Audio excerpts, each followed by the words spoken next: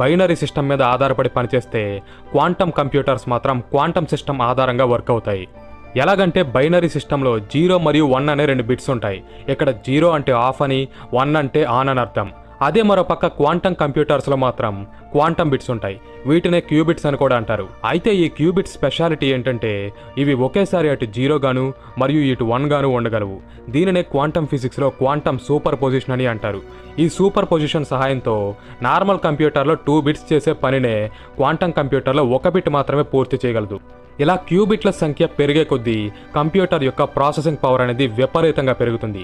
అది ఎంతలా అంటే 2 క్యూబిట్స్ ఉన్న ఒక సిస్టమ్ 4 పాసిబుల్ వాల్యూస్ని కనుక్కోగలిగితే 20 క్యూబిట్స్ ఉండే సిస్టమ్ 1 మిలియన్ కన్నా ఎక్కువ వాల్యూస్ని ఫైండ్ అవుట్ చేయగలదు. ఇక్కడ మీకు ఒక విషయం చెప్పాలి. అదేంటంటే రీసెంట్గానే 2025 మేలో బెంగళూరుకి చెందిన క్యూపై ఏఐ అనే కంపెనీ మన భారతదేశపు మొట్టమొదటి క్వాంటమ్ కంప్యూటర్ని తయారు